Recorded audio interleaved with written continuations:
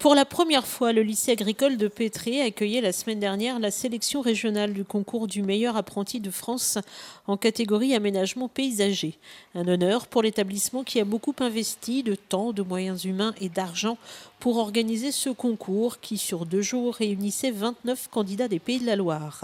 Mais Pétré tenait beaucoup à cet événement en cette année particulière. Nous sommes à Pétré dans le 130e anniversaire, on est dans la 130e année d'existence de l'établissement. On souhaite, au travers de cette année, organiser quelques événements qui permettent à l'établissement d'avoir une communication peut-être un peu singulière en cette année particulière. Le MAF, meilleur apprenti de France régional, fait partie des événements en question.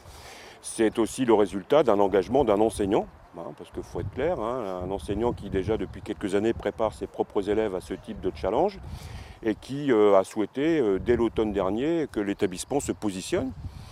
Donc après avoir observé les possibilités de réunir un certain nombre de moyens matériels, humains, etc., on est parti là-dessus. Pour ce concours, les élèves partent d'un plan à l'échelle qui leur est remis.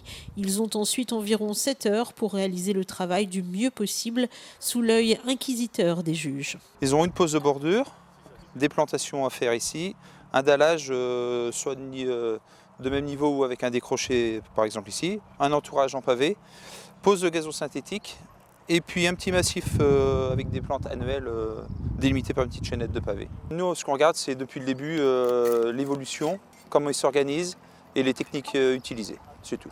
Et on juge là-dessus. Voilà, on a un barème qui est propre au concours, au concours. Donc on se base au barème qui nous est donné. Voilà.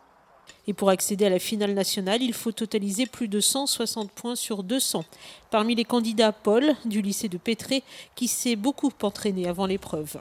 Je me suis un peu entraîné avant pour savoir comment m'organiser, par quoi je commençais, comment tendre mes cordeaux, comment bien me positionner pour que ça s'enchaîne bien au niveau des poses des différents matériaux.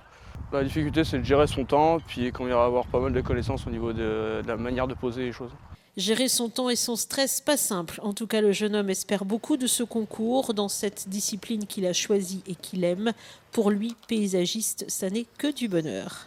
Moi, ce qui m'intéresse beaucoup dans ce métier, c'est le fait qu'on est en extérieur tout le temps, ça ne soit pas n'importe quel temps. Puis on touche à beaucoup de choses, soit au niveau bassin, au niveau entretien, aux arbres, aux végétaux, soit un peu à tout. C'est très varié comme métier. Et ce concours, il le sait, pourrait l'aider à réaliser ses rêves. La voie de l'excellence, c'est justement le credo de l'établissement scolaire.